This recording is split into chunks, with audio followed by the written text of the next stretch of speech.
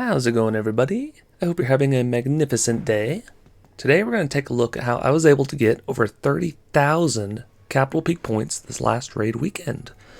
So let's jump right in to the first attack. We actually have some Capital Peak hits this time around, which is a little bit different. Trying to see if we can sneak some value out of these Capital Peaks, since they're... If you hit the right one and there's a good portion of the base left, you can get 6,000 or 7,000 points, which is crazy. So here we're trying a little bit of a bold move, trying to finish it off with air. Even though there's an Inferno, another Inferno, Blast Bow. But why not? You know? See if it works. Speed it up a little bit, as you can sort of see, the balloons have all died out.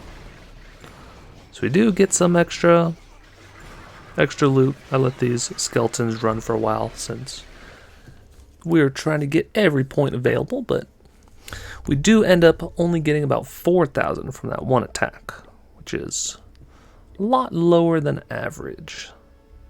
Had we gotten more, probably would have gotten a lot higher score.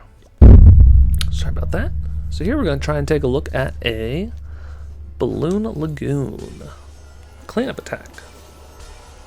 This one has a 5,330 points available, and still 2 of the rocket artilleries left, which can be a little scary. But we have a very nice deployment zone, so we're able to sort of split into 2 packs. And then we're able to delay a couple of the super wizards. Because the worst thing that you can do is deploy all your troops all at once and then have a rocket artillery lock on and splash everything. That mixed with a bomb will kill off the super wizards. Unless they have a very high level rocket artillery, then it could potentially just one-shot all the super wizards. But we were able to go through the middle of the base quite easily. So we have a good amount of skeletons remaining. A couple of giants up top. Gonna take out that spear thrower.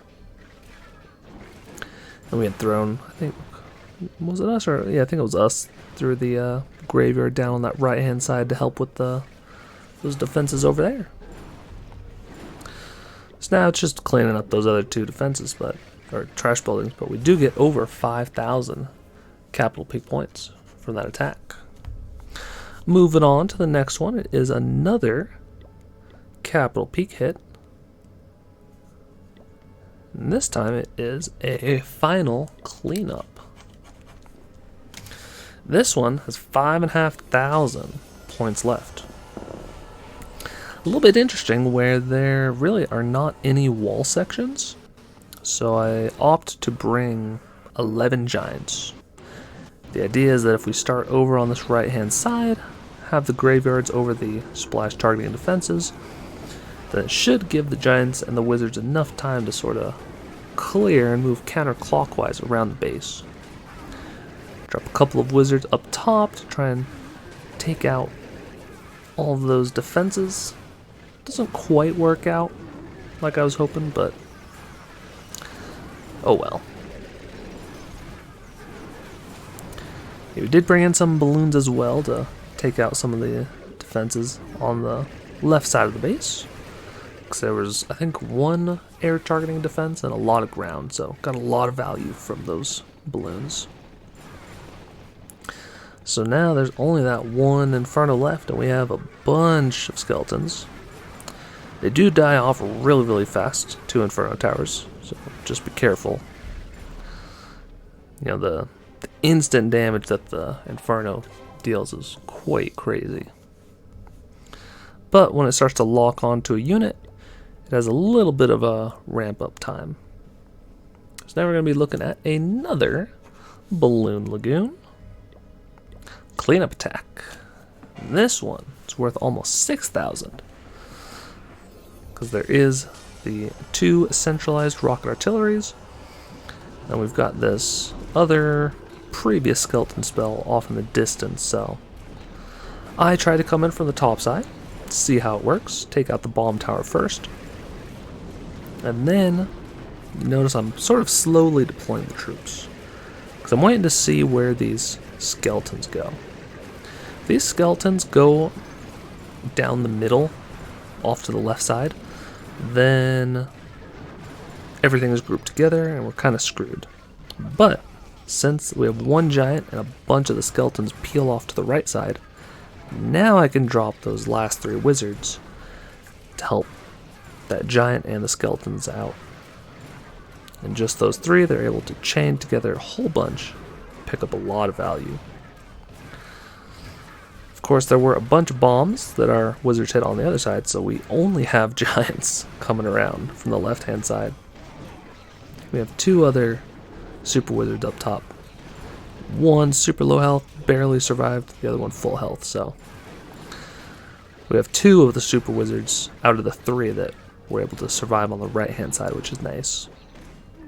One more final bomb tower is the last splash damage defense. We are home free. For very nice 5,905 plus 70.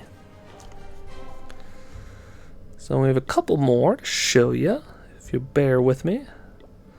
It's a really weird configuration where they flip the numbers once the raid weekend has ended. So the last base that you cleared, like ours was number 11, and now swapped it to number 1. So you have to reorganize your whole list if you're keeping track. So this one is a little bit of a interesting layout. We have all 4 of the splash targeting defenses. We have like a triangle formation around the X-bow, which is kind of crazy. Blast bow.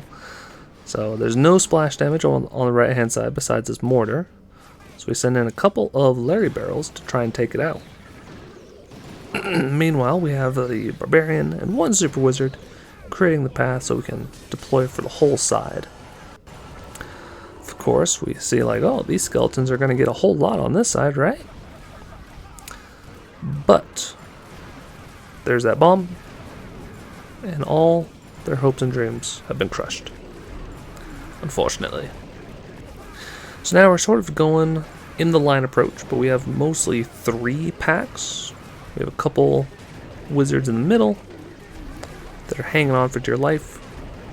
We have a large group down south with not too much health on that giant remaining. Then we have a couple of distracting troops up top with 2 of the wizards, so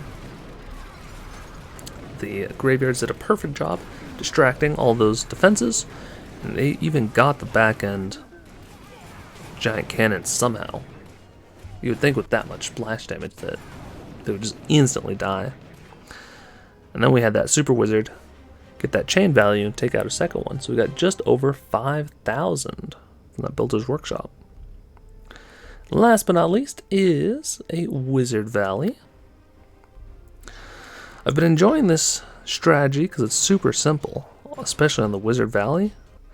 Because all you do is you drop in the graveyards. They're going to be sort of in front of all your troops.